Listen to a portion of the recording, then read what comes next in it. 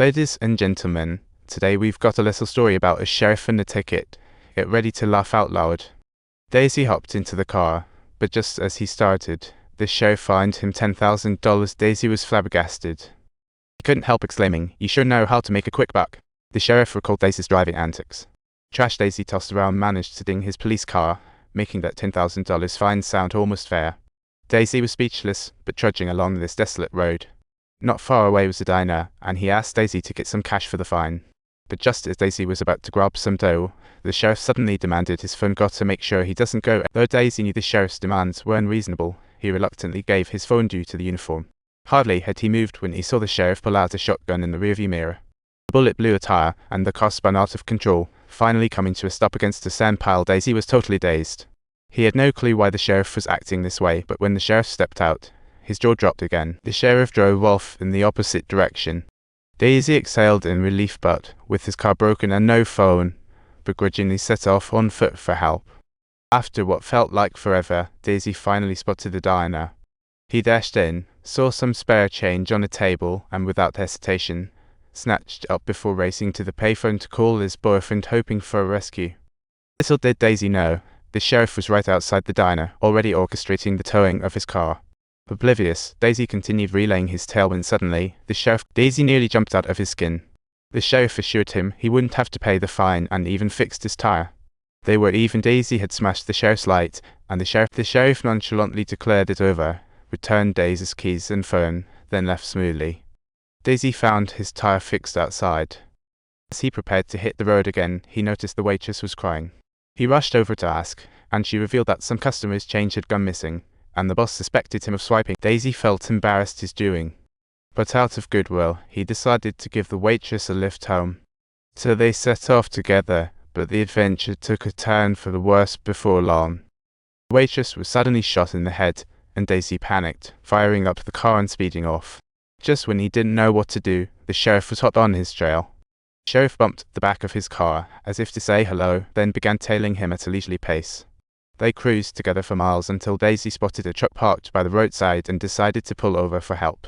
The truck driver was one tough cookie and, upon hearing someone was after Daisy, instantly pulled out his piece.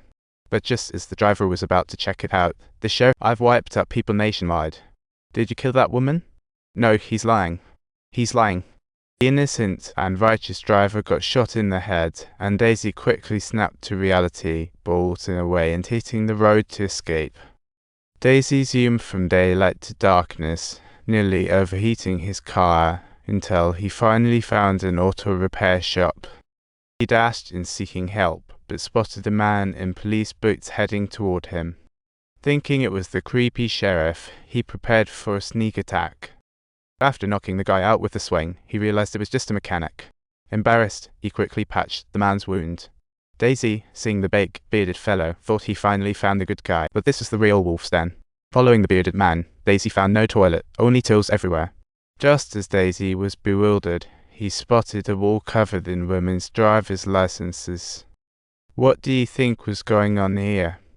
Daisy was startled, not understanding why this was happening, and the sheriff proudly explained that this repair shop was a secret base, with the licenses of all the missing women plastered on the walls, and the numbers indicated. Terrified, Daisy wanted to escape, but was rendered unconscious by a punch from the big guy with a beard. Upon waking up, he found himself securely tied to a chair, and it was at this moment that the sheriff disclosed to him that the big guy with the beard was actually his very own younger sibling. After being dumped by a woman, the big guy turned a bit nuts, and the sheriff, harboring a deep hatred for women, began hunting them down, even showing Daisy a knife made from a woman's jaw. Daisy couldn't hold back, calling the sheriff a beast, which only annoyed the sheriff further. He decided to give Daisy a little punishment. The big guy was ordered to pry Daisy's mouth open, and the sheriff viciously cut out his tongue, tossing it into the sink. The pain caused Daisy. When Daisy came to again, he realized he couldn't speak, got up to the mirror, and quickly grabbed the knife from the sink, bolting outside. But he hadn't gotten far before he startled the two brothers. The sheriff chased after him in his car but didn't block his way. Instead, he followed slowly, curious to see just how far Daisy could run.